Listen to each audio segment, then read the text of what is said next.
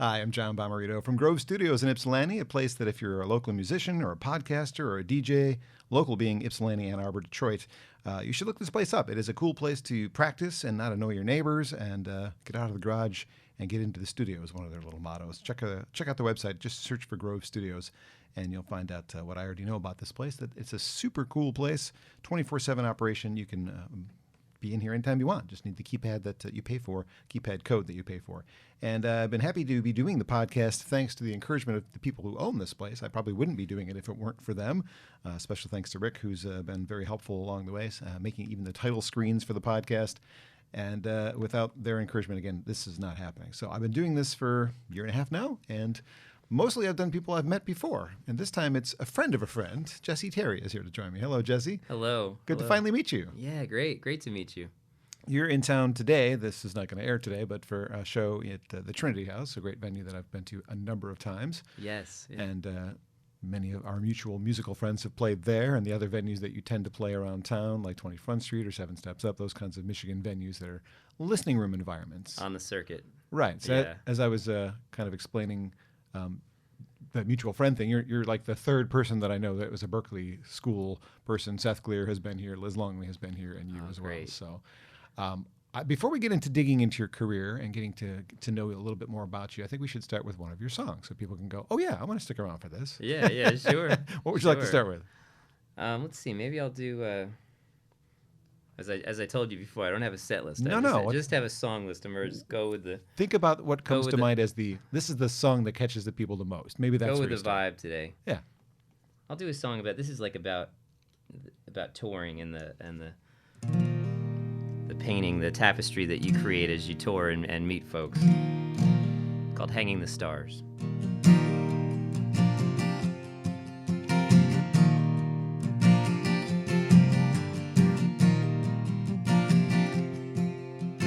"10 nights more, and 10 times to be reborn, and 10 rooms with deadbolt doors. And lately I feel like hiding, but the lights draw me in to paint a canvas all over again, and meet a stranger who knows where I've been. And baby, it feels like flying as we're hanging the stars, hanging the stars. Feels like we're hanging the stars, one by one, hanging the stars.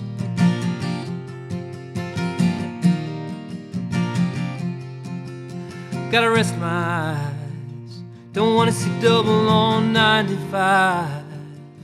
Don't worry, we're making good time, even if the sky feels infinite and empty.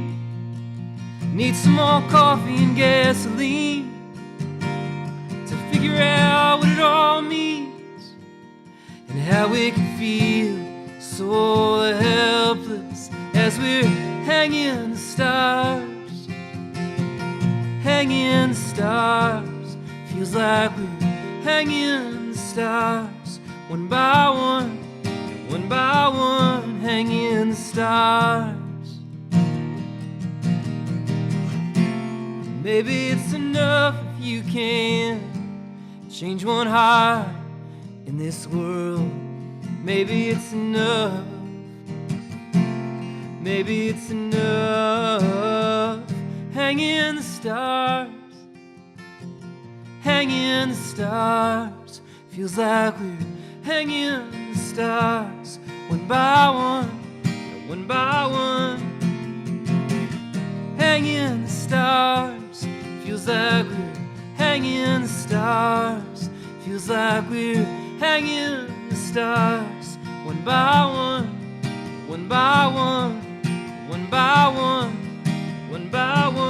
hanging the stars.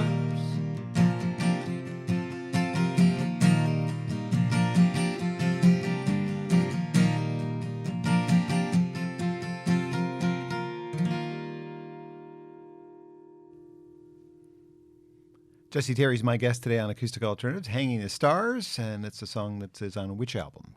That's on When We Wander, Which the is latest not in front of me. original album. Which might be over there in that case. It's around here somewhere. Yeah, in the case or in the trunk. In the trunk. Yeah. Well, it'll get added to the collection before the day is done, for sure. Thanks, man. Thanks for being here. Yeah, So tell thanks me a for little bit having about me. young Jesse Terry, the young man. Where did you grow up? Young Jesse, I grew up in New England. I was born in a little town called Wilton, Connecticut, and and kind of around 12 or 13. One day I just woke up and was very angry. Like it was just like my head exploded. Uh-oh. And I got into a lot of trouble at school and got sent away to reform school and all kinds of programs and different things. I was a runaway for a little while. All these things that kind of shaped me as a songwriter, inspired me to be a songwriter, I think. You seem like such a calm and nice person. That doesn't strike me as the like what would have been you. I don't know how old you are, but 20 years ago, we'll say. Yeah, 12. I was like, 12, 13 is kind of when I started, having to go away and going through different things. It's kind of like a James Taylor origin story as well, which makes me feel better, And but yeah, I mean, also going through those things, you're able to decide. You have to decide which road you want to take and how you want your life to be, And there's a line in my song Stargazer that says, "You are free now to pick your universe," And I feel like it took me I realized that early on, but it took me 20 years to put it into a song. So before you became, I mean, that could have been hormones, that could have been environment, whatever caused you to become. It was more my family. It was definitely my upbringing. Okay. My parents, I love my parents, but they definitely had things to figure out, when I was younger. And they figured most of it out in my 20s. And they were both musicians, right? Yeah, especially they were both musicians. My mom was an artist as well. My dad's still a full-time producer, musician, does tons of things. Right? Another Berkeley guy. What's your dad's name? Michael Terry. Okay. Don't know his work. Yeah, he's done all kinds of things. I mean, he was an artist. He had #1 hits in Canada as an artist. He had, but he did film scoring, production. He's really a talented guy. Would you say he encouraged or discouraged you from following that path? I think at first I was very discouraged because I didn't want to be, I think like a lot of kids, you don't want to be just like your parents, So I went to art school, and I was very, very involved in painting and fine art as a young kid and in my adolescence, and then was going to art school around 18 or 19 when my mom lent me her old 70s Yamaha. And I started because I had an injury. I think I had a broken leg or something. And I started playing this guitar and I started writing songs, and it was just man, this outlet, this expression is even stronger than what painting was for me, And I just left art school and did everything I could to get into Berkeley. So prior to picking up a guitar, or even you said before we started talking with the recording on, you said you played the drums too. Yes, yeah. Did you have hobbies? Did you play baseball with your neighborhood friends? Did you Yeah. What kind of stuff did you do that wasn't music? I love sports. I loved snowboarding. I loved skateboarding. I was a skater kid for most of high school, And I still loved music. My dad would, when I was in high school and stuff, he would create tracks for me to sing over. Really? Yeah. So I really liked it. I just didn't realize what kind of an outlet it was, because I don't think, the outlet of singing is one thing, but the outlet of creating something from nothing is a whole other thing, and that will keep me engaged and excited, for the rest of my life. What were your favorite bands and TV shows in that era of your life? What that also forms, I think, who we are too. Like high school or yeah, I mean, it's earlier. years. Yeah, I love the Beatles, but I loved Led Zeppelin. I loved Hendrix. I loved more later on in high school, Rage Against the Machine and Jane's Addiction, and but I love classical music. I love the Beach Boys. Love Brian Wilson. I feel like there was a lot of things that shaped me. Well, we're glad that you are shaped. Yeah.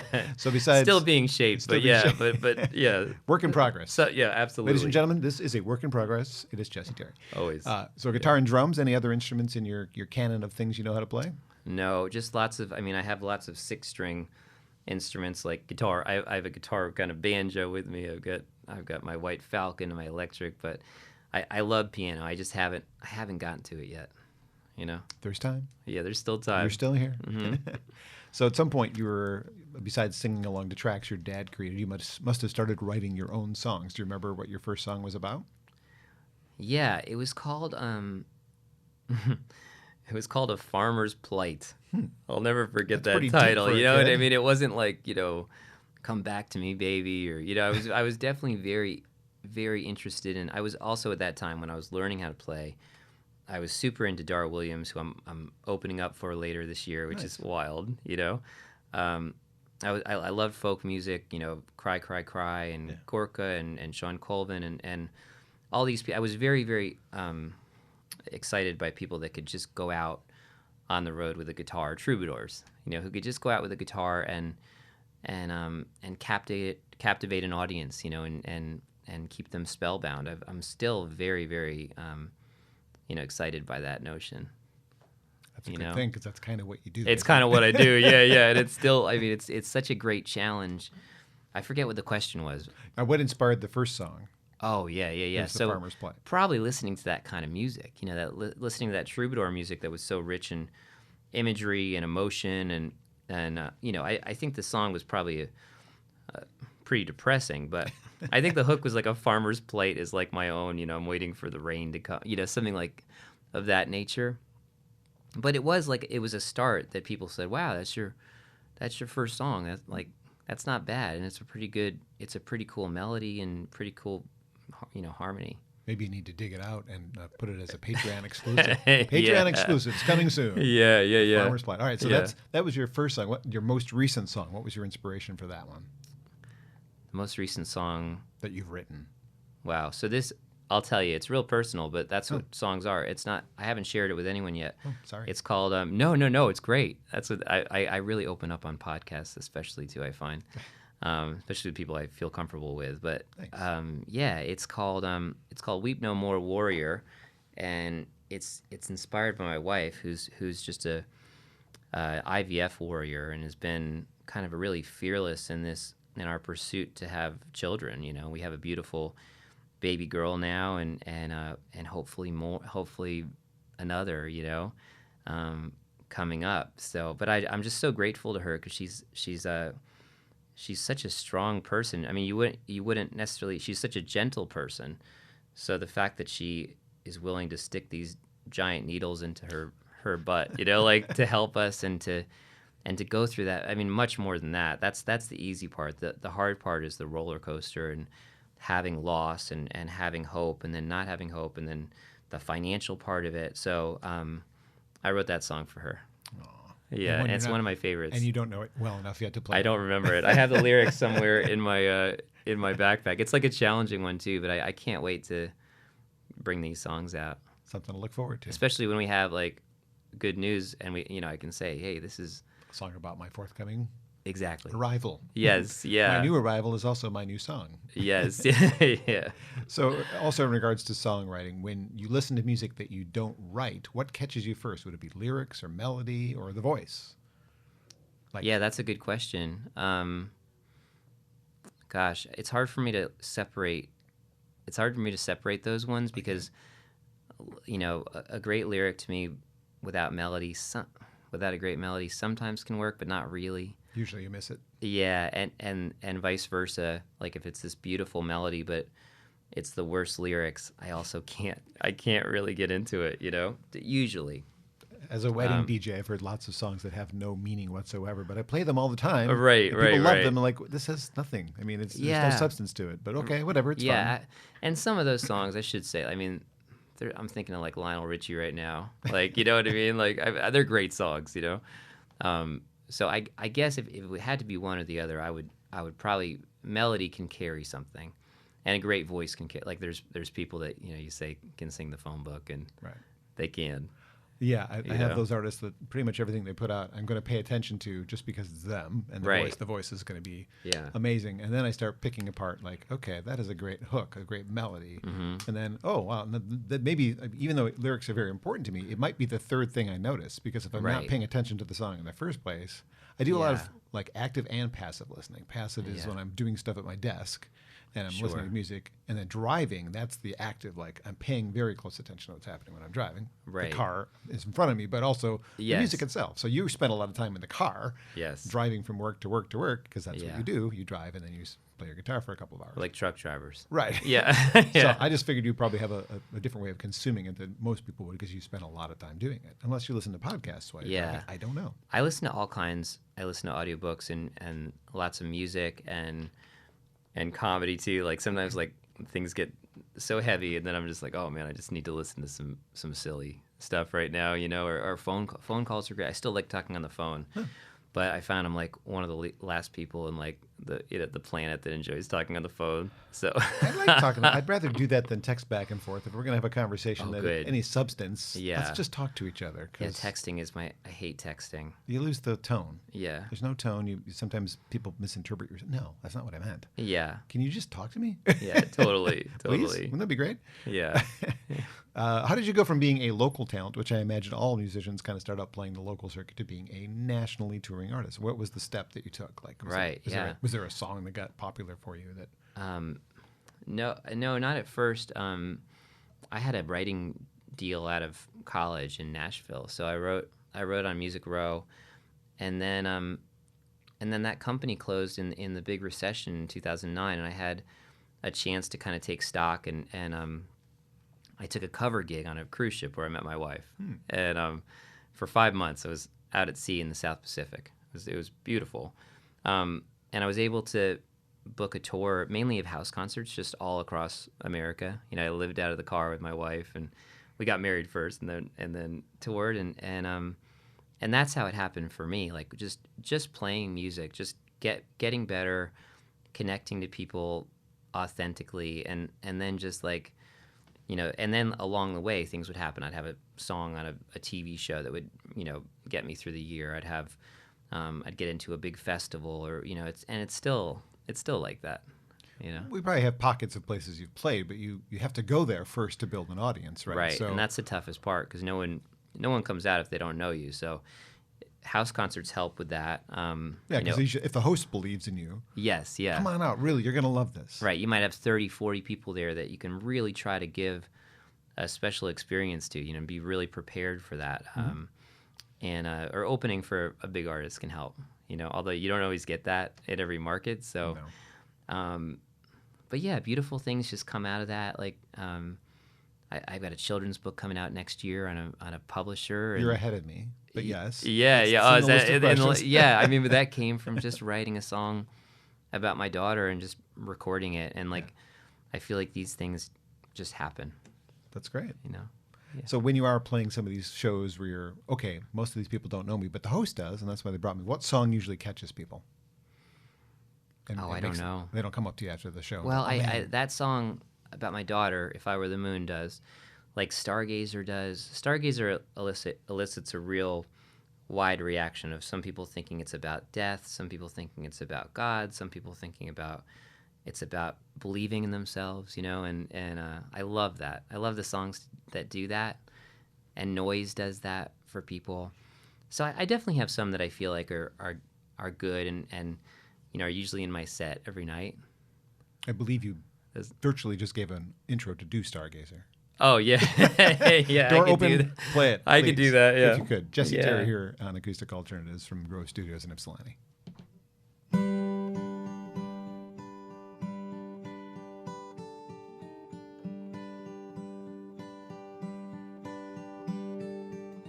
Go on, stargazer, don't ever shield your eyes.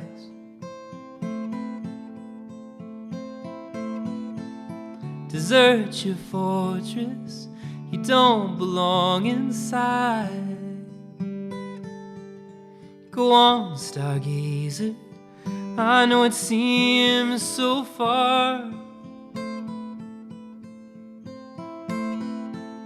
Drown out their voices, you're not who they say you are. And I know your time is coming soon, coming soon.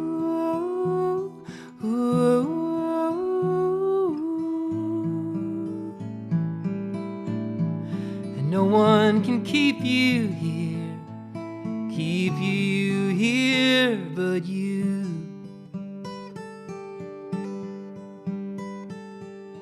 Go on, stargazer, peer through the cosmic dust, and you belong out there. You weren't born to rust. Go on, stargazer, I know how much it hurts,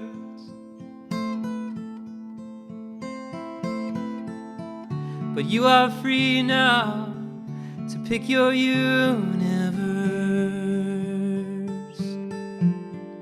And I know your time is coming soon, coming soon.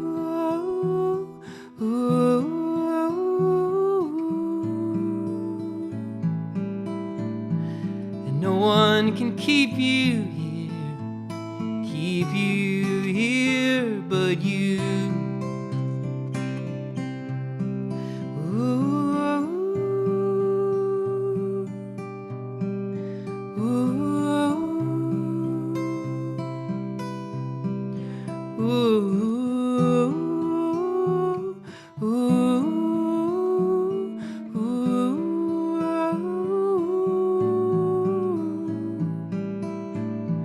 And no one can keep you here.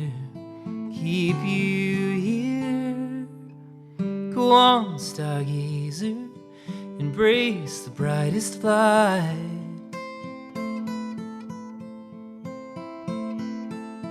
You must be fearless, but you can't leave tonight.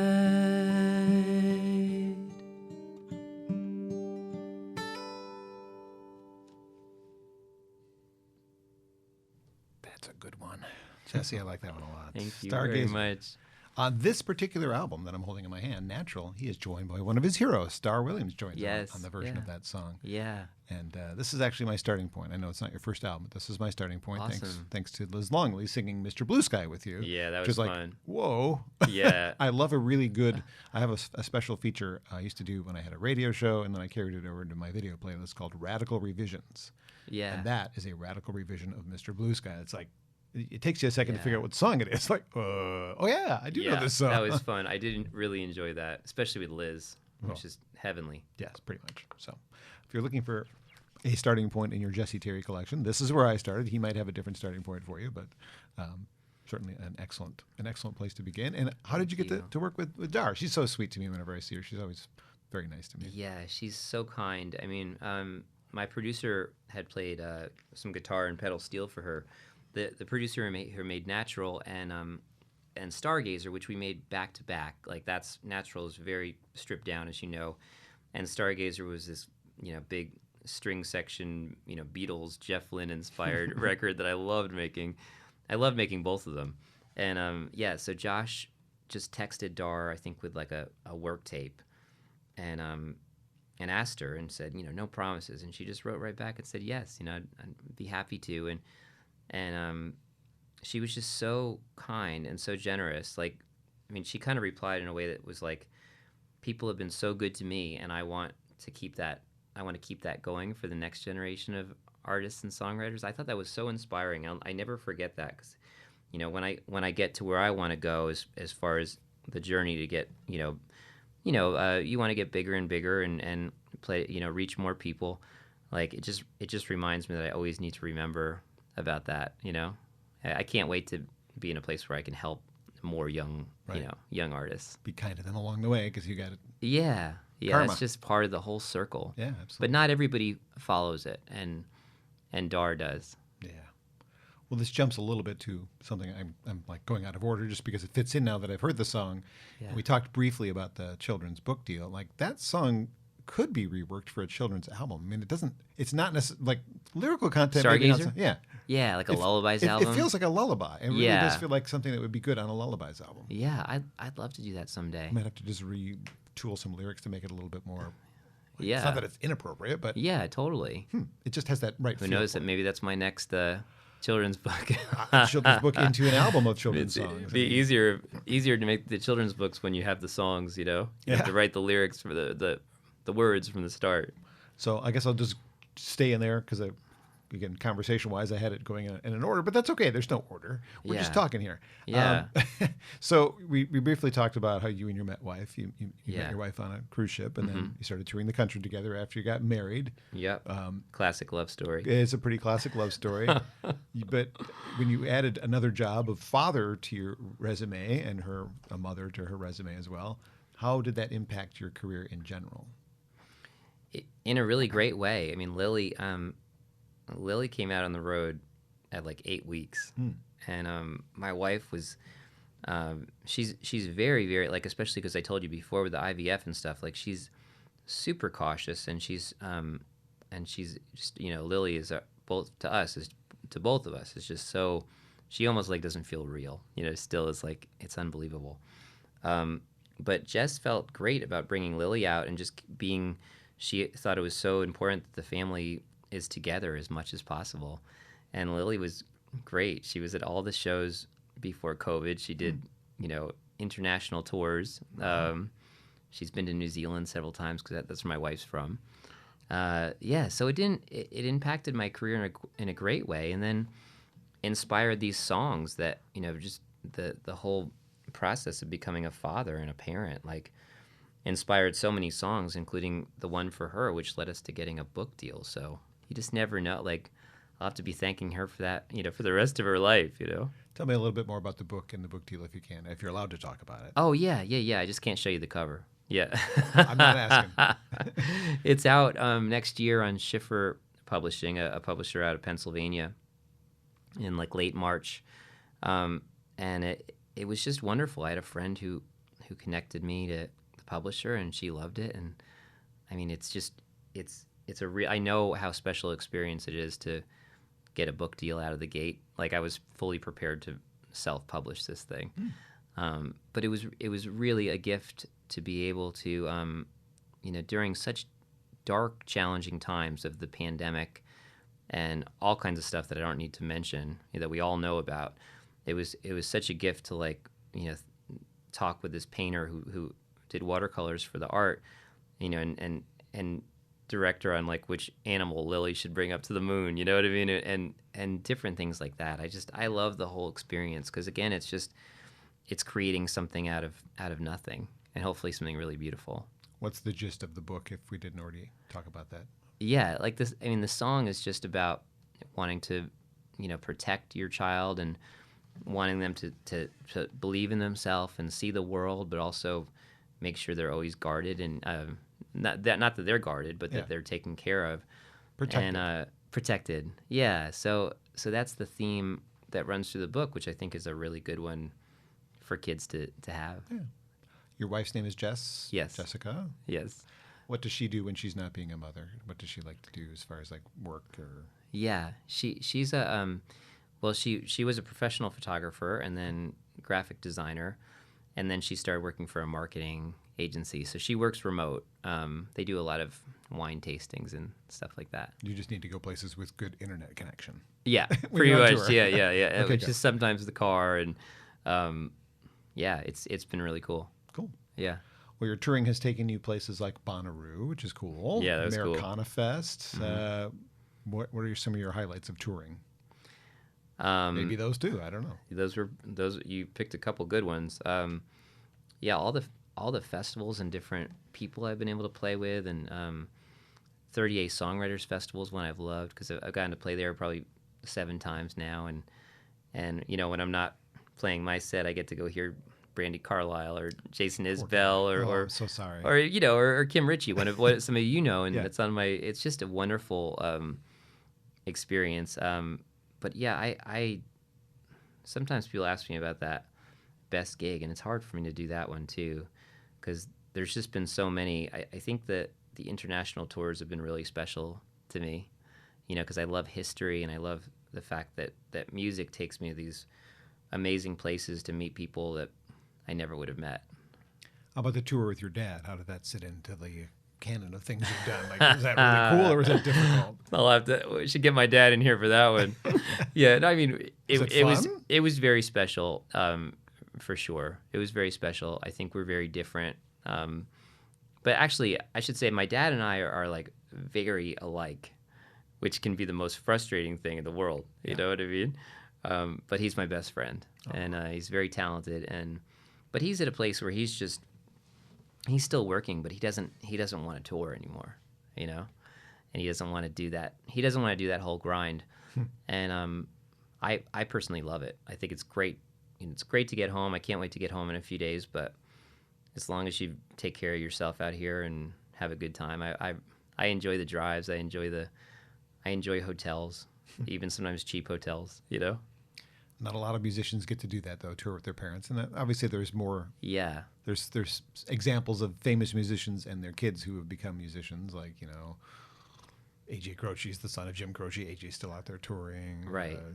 Ben Taylor, I haven't seen much lately, but James's son. Yeah, I was wondering about him. Yeah, just examples like that. But for you, he's still actively alive. And not that James and Ben couldn't tour together. They certainly could. But a lot of those are like people that we've lost along the way. Right. So I would just imagine if you're both in the same field of work, that would be kind of a cool thing. It is. Yeah, and the harmony was great. I bet. Yeah. In the years I've done studio interviews and radio, and not so much here because we don't have as much space here, the kind of harmony that is always the best is family harmony. Always. I love Simon and Garfunkel. That's where harmony really starts for me. Yeah. But yeah, there's something about family harmony. Yeah, I've tried to absolutely. put my finger on it. Like, what is it? Everly Brothers, and I mean, it's hard. I mean, I love the Cactus Blossoms too. Yeah, they're good. Great harmony. For sure. Yeah. If you had an ideal tour, somebody you would go out on the road with, whether it's a co-headlining or getting to open for somebody that you just really admire, what's the ideal, like, oh my God, couldn't pass this up, no matter what happens? There's so many that I couldn't pass up, but I love Bonnie Raitt. I think that'd be pretty just cool. Amazing. Just seems like such a cool person too. Same thing with Brandi Carlile and Jason Isbell, like people that I really respect as people, and also as musicians. I hope it happens for you. Me too. So your first album came out in 2009. Are we 7? Yeah. 7 in at this point? What? 7 records in at this point from 2009? I think so. Yeah. Well, it depends if you include like the Christmas album and the covers album. You should. I think it's 9 then. You should. Those are albums you've physically released. The covers album, which is the one called Forget Me Nots. And because this is a podcast that we are all pretty uncertain what happens when we put a cover into a podcast. We know that the YouTube video that this will become is probably okay to put a cover into, but the audio-only versions, which are on all the various platforms, pretty sure I can't do that. Nobody knows. I already paid for those, but only in a certain usage. Right. So if you want to hear these, he's not going to do any of these today, and I do recommend them for sure. They will pop up on future and have already been on the Acoustic Alternatives YouTube playlist if you're looking for a way to hear some of those in a random way. Thanks for spinning them, man. They're definitely very good interpretations. I like how you make them your own. You're writing more material. As you walked in and you were setting up, you're like, I've been writing a lot. So when can we expect another album of originals? I know that's a pressure question that everybody probably asks. But. No, I mean, I was talking to my manager about this, like new songs and great songs are the fuel of this whole career, you know, and more than ever, you know, as a DJ and stuff, like the expectation to get new albums out is just nuts, you know what I mean? But I love it. So I'm hoping that by the end of next year, I can record, you know, and get an album out that I'm really proud of.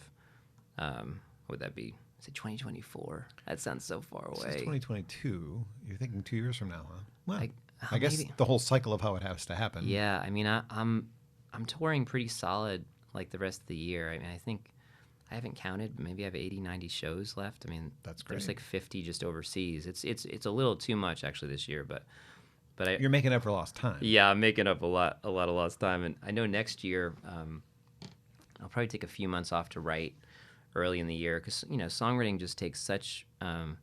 It's true. It's 99% perspiration. You know, it's such a craft. It's such a job. There's so much. There's so much magic that goes into it, but you have to be present for it.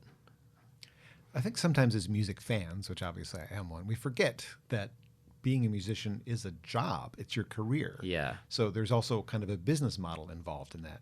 Yeah. I know that the world, in the musician world at least, got a pretty good boost when somebody came up with the idea of Patreon, which I know you're on. Yeah. Yeah. How has that affected your ability to just go, okay, I'm all right. I don't have to be on the road every day? Yeah. It's been really helpful. I actually, to be honest, like I went through a good few months where I just wanted to quit. Like, because I started in Quit Patreon or quit music? quit Patreon, not music, not music at all. Like Patreon, like didn't feel really right to me, and I don't like the idea that maybe some fans, I don't know if they would feel this way, but maybe would feel second rate because they're not on Patreon. They're not one of the people that are supporting you every month. I didn't like that. I also don't like the fact that those people get a certain content that the others don't. That's what I don't like. But lately I've been getting over it by the fact that, like you said, it is a job and I can't release the new songs to the public yet.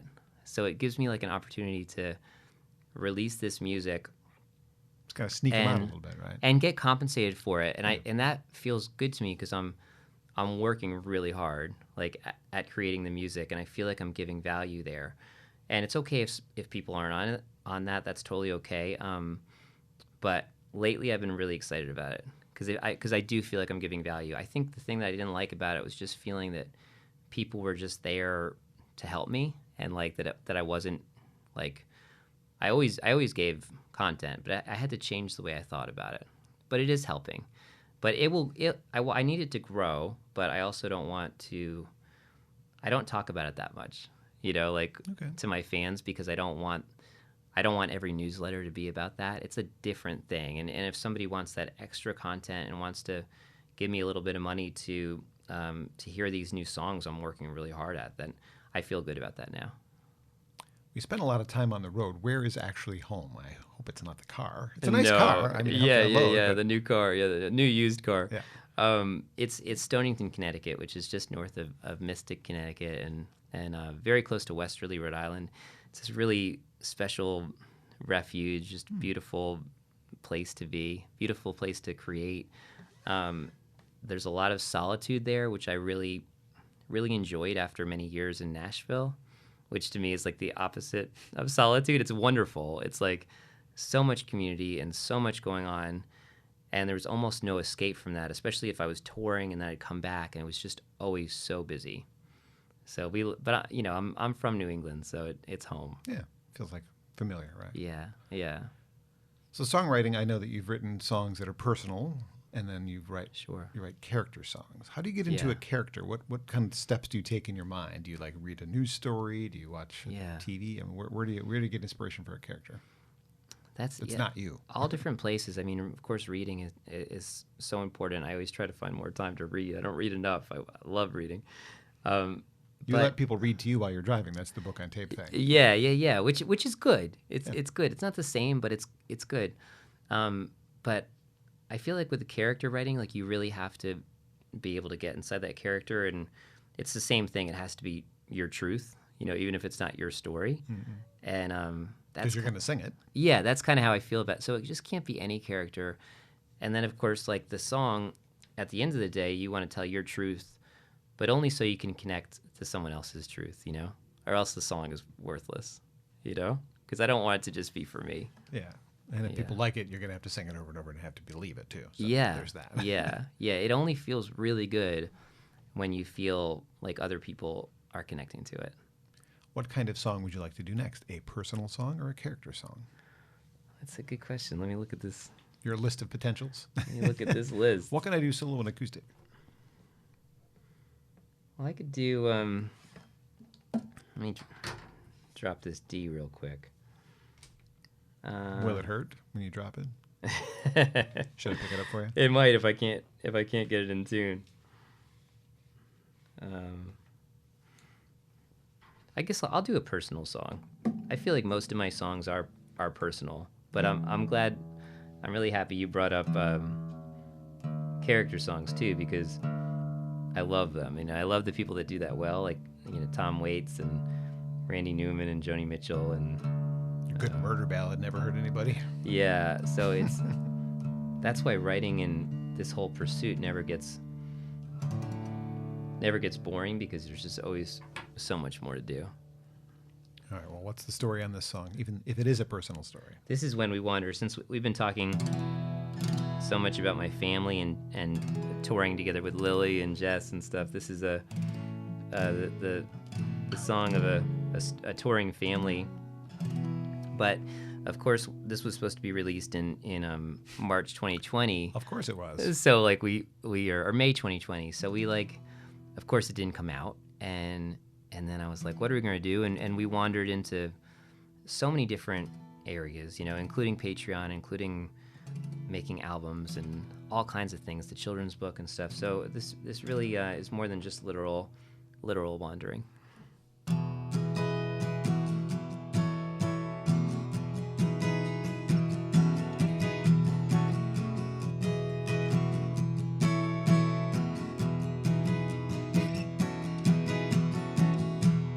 Nobody knows that glint in your eyes. You leave this home we built in a moment's time and sail away without knowing the wind. For we may never have the chance again. When we wander, don't it feel like we're finally found? When we wander, we always find our way somehow.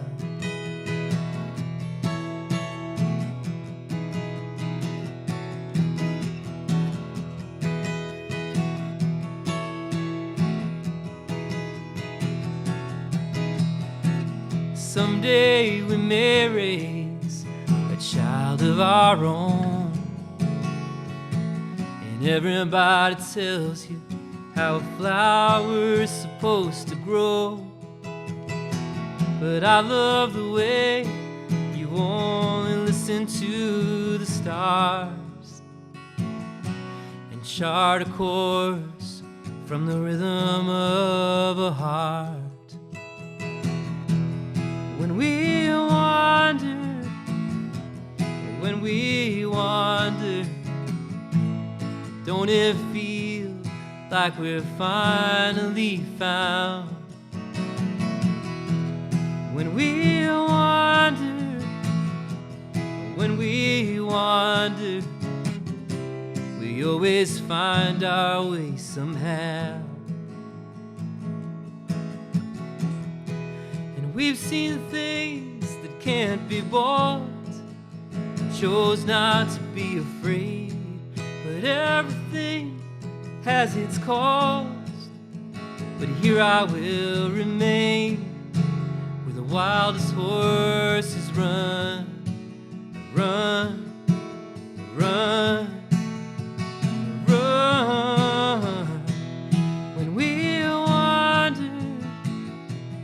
When we wander, don't it feel like we're finally found? When we wander, we always find our way. We always find our way. We always find our way somehow.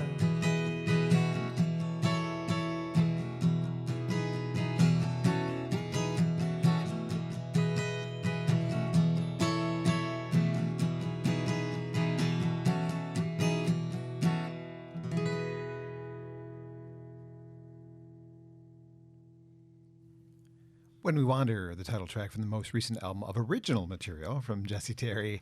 on Acoustic Alternatives. I'm John Bommarito. Thanks for doing that one. I like that one quite a bit, and I'm glad it was one of the ones you chose to do. Thanks, I wasn't going to steer you in any direction. I know you've given me carte blanche here. I wanted you to represent yourself the way you wanted to represent yourself, Yeah, not man. influence you in any way, shape, or form. So, since that is the most recent album of original material, why did you decide to record it live in the studio as opposed to multi-tracking and everybody coming to do your part when you have time? Yeah, What was the choice? Good question, man. My producer Nielsen Hubbard is a dear friend. We've made a bunch of records together, and he's made some great records. He's made a bunch for Mary Gauthier recently, and Kim Ritchie and Amy Speece, and I just really trust him. And he just came up to me and he said, "Man, I think you're ready. I think you can do this now." And I really think, and he said, "I think you'll really love what it does to the recording, what it does to the feeling, the emotion of the album." And I think he was right. It was one of the most exciting, musical experiences I've had. After, of course, being nervous at the start, but like when you're in good hands like that and you can hear everything so perfectly, and the band was just unbelievable. It was. That's how the Beatles did it, right? Right. Yeah. They did. Yeah. Are you singing a Beatles Lots song? of Tell us takes, about though. it. I mean, like, we Yeah, only I know. did, like, I think, like, Nielsen's also a very, like, he doesn't beat things to death forever. Like, if you don't get it in 4 takes, he kind of says, "Let's come back tomorrow," which hardly ever happens, And the Beatles, I've heard they do, like, take 76, Yeah. We weren't there, but there are recordings of those things. Yeah, which is amazing. They exist. Well, yeah. Yeah. Pretty amazing. Would you do that again? Would you go back and do another album that same way? I'd love to. I'd love to do it in both ways again. I mean, there are pros to cons to everything. So when you're doing live recording, you're really prioritizing that emotion and how you'd actually sing it at a live show. But you can't, since you are playing and singing at the same time, you can't record the guitar quite as well. So I'd love to do all kinds of, I think everything works as long as the songs are great and the passion is there, But yes, I would. Yeah. Well, I'm holding 2 physical CDs. We know that there's vinyl in that case over there. There is, yeah. My introduction to the music industry was working in a record store in 1985, and then CDs came along during the time I worked at a record store. Yeah. CDs have gone away, kind of. A little bit. Vinyl made a resurgence, which I never saw coming. Yeah. You have a choice as an artist releasing music. You still choose to release physical media. I thank you for that because Yeah. I still have a CD player in my car, though it's not working well. Right. I know most cars are not putting them in there anymore, but why? What is your reasoning for putting it out on a physical media instead of sticking to a digital-only format, which, to me, if you do, I'm probably going to not ever play it. I just won't remember I have it. That's the problem for me. Right. Yeah, totally. Well, we still sell them, like It shows, I right? think some, I'm pretty sure some people don't even have CD players to buy them. They want to support, and also they want something signed. So we still sell them, not as much, of course. And yeah, I love the physical album. I love doing liner notes. I love all that stuff, and not everyone's going to buy a record, and also records are just so expensive to make, Yeah, and buy. Yeah, and buy. Yeah. You were saying you have a pretty good vinyl collection in your apartment, but you don't get to crank it up as much as you'd like to feel the warmth. And I Yeah. get it. I mean, I do understand the difference neighbors, in the yeah. warmth of a turntable versus a CD. The Yeah. convenience of a CD will always get me. The what? The convenience. Yeah. Oh, it's a great format. I hope that it's kind of like vinyl and makes a resurgence. I You have know a what lot I mean? of them, so I hope so as well. Otherwise, Yeah. I'm sitting on a pile of silver. Yeah. Hold on to them. I have no choice. Yeah. I mean, I think it really is it's a great format, as My- opposed to the cassette that maybe is not quite as good. My memory of being like excited about the arrival was, oh my God, I don't have to listen to the crackle and the pop at the beginning of the record, or Right. the middle of the song, and like that always annoyed me, as like listening in the headphones and hearing that crackle, crackle, crackle. I know Yeah. there's a charm to it at this point. There's a thing to that. Yeah. Yeah, but for me, it was like, oh, how many times did I return an album because it sounded like it was all scratched up, and I just bought it. Right. So I was picky about that even as a kid. So, Definitely. but again, it seems like it's a tough choice to make. Griffin House, recent guest on the podcast, his newest album, which I'm in one of the songs, he didn't put out physically. It's his first non-physical release that I know of. Really? Okay. I love Griffin. And Yeah. why are we going that way? You guys are still kind of you guys are in sort of in the same camp. You're playing the same kinds of rooms, Right. And to me, it makes sense. I come to you after the show. You have something to sign. It's a calling card. It may not I make feel you like a ton of money, but yeah, in this genre, like, you know, Americana, folk, I still think it makes sense. And now it's a little hard to make like I'm almost out of that Natural album. I only have like 10 CDs left, and I have one.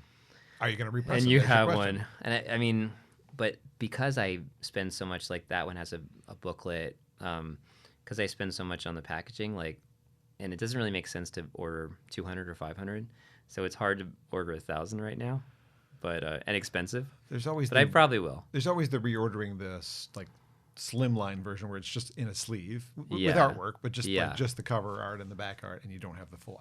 Obviously, I prefer Yeah. this too. I like you. I like to look at the like listening as a kid to my records lying on my bed. I was reading the liner notes and staring at the cover. And Yeah. yeah, that's Yeah. part of the experience. But Totally. at this point, if you're just having them to have them at shows and you still want something for people to buy, then Yeah. repress it in the thin slide-in sleeve only. I guess Yeah, it's that's what my manager says too. I don't think I can do it, but yeah, well, yeah. I respect that actually. I respect that you value this as not only music but it's art. Yeah, and people pay good money for it, Yeah. so yeah, I'll probably just bite the bullet and Order some more. and pray they make a resurgence.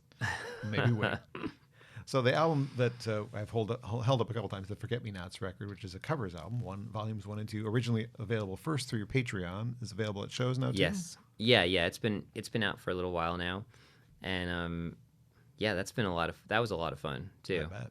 Another really immersive experience during lockdown where I was able to, I had some fans who funded the recording, and it was just really amazing. And that came from playing all these cover songs at my live streams, so it's really cool how these things happen.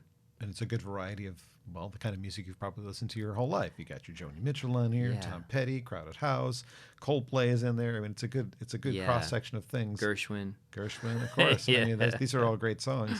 I was reading a little bit of an article that a Bluegrass Situation spoke to you about your pure 70s Troubadour Gold mixtape. Oh, right, yeah. I'm giving you props for putting Elton John's Mona Lisas and Mad Hatters and wondering why you didn't cover it, actually. Oh, I know. That was on my list. But you Yeah. did Goodbye Yellow Brick Road instead, which I like. But if I was Yeah. picking my favorite Elton song, actually, I think I would go like all-time favorite song. It's either Funeral for a Friend, Love Lies Bleeding, or Mona Lisa's and Mad Hatters. So, Yeah. you Well, I couldn't really know. do Funeral for I a know. Friend. I heard that the other day. I think Maren Morris covered it.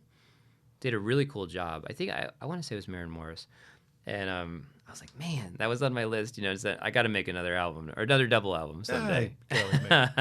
You also had Kenny Loggins' Danny's song on there, which is another classic for me in my lifetime, just one I always loved. On Forget Me Nots? In the list on the Bluegrass. Oh, okay. Oh, yeah. Okay. Things that were like Oh, in yeah, your mixtape. totally. And again, Totally. I'm wondering, why didn't you do that one? Yeah. Well, that fell into like, I had a very strict, like, no James Taylor, no Kenny Loggins, no like Neil Young, like.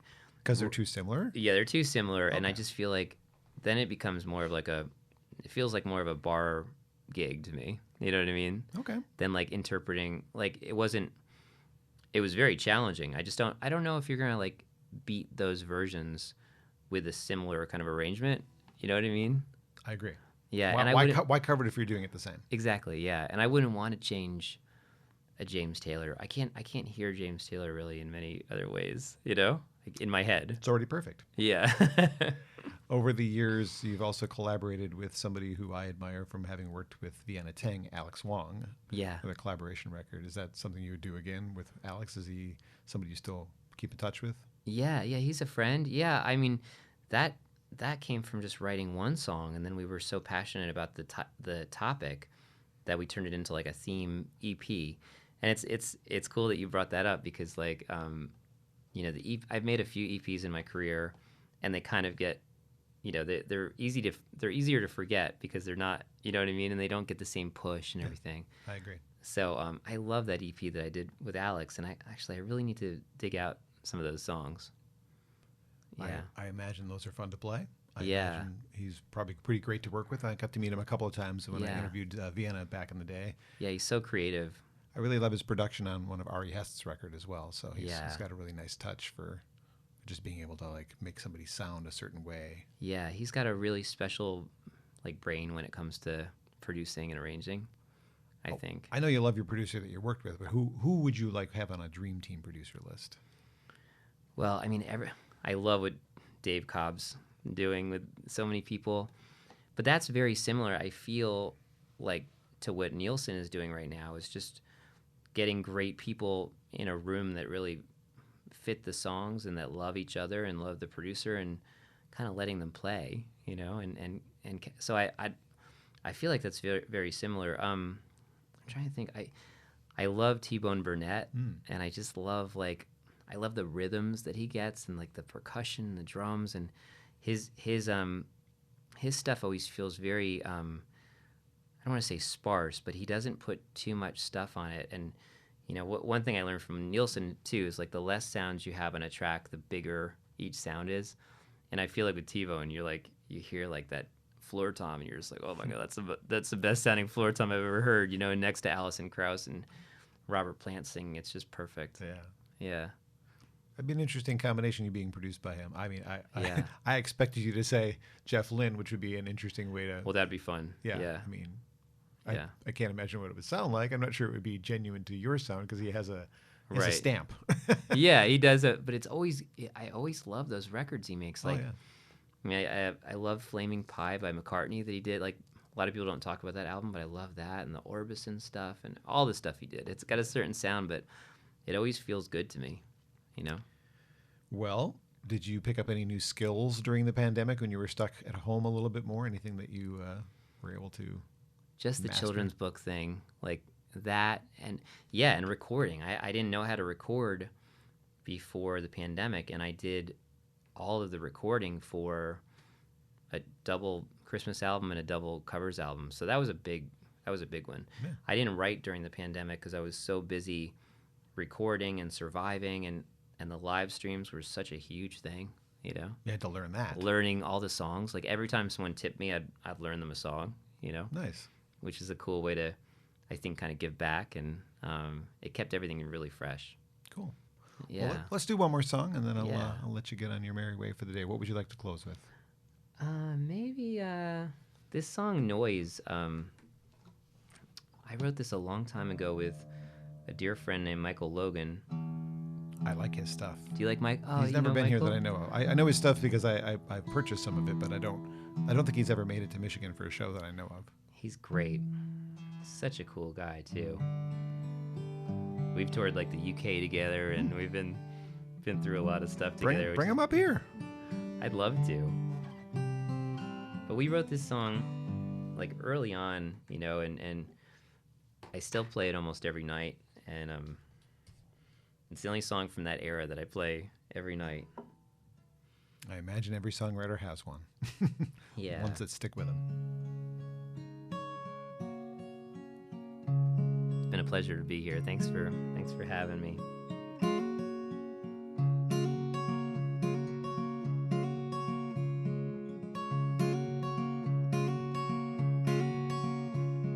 Well, I can hear the songbirds singing, or the church bells ringing. 'Cause without your sweet voice, all the world is noise. And as I watch the children playing, I can't hear what they're saying. 'Cause without your sweet voice, all the world is noise.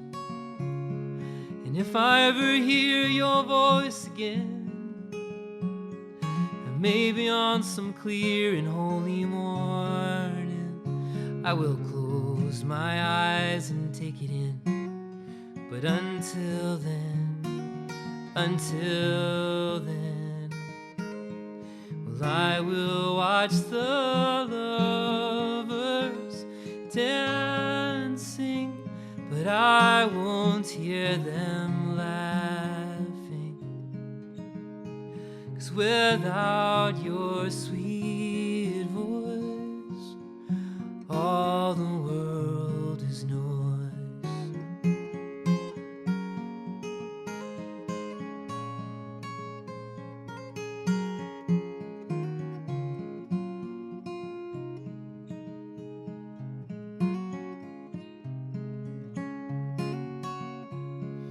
And if I ever hear your voice again, and maybe on some clear and holy morning, I will close my eyes and take it in. But until then, well, I won't hear the rain start its drumming. The streets could all be flooded, but without your sweet voice, all the world is noise. All the world is noise.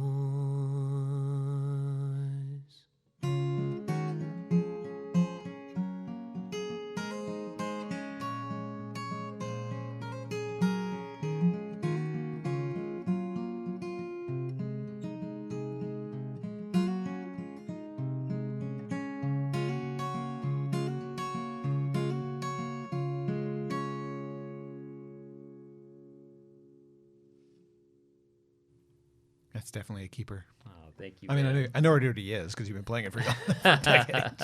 But yes, beautiful song, and that has staying power. Thank you. Thank you very much for your time and opening up your heart to stories about yourself and your songs and playing for me. Yeah, thank you. It's a joy. You know. It's a joy for me too. That's why I do it. Thanks to Grove Studios, who are excellent hosts of this podcast. Check them out online if you're looking for a place to do a podcast. They've been gracious to me. And I want to definitely tell more people about this space. If you're a musician, DJ, or podcaster, this is a place that you want to look them up and go, yeah, I could do my thing there for sure. Jesse, good luck on the road out there. And I know our paths will cross again sometime soon. Thanks so much, John. My pleasure. Have a great day.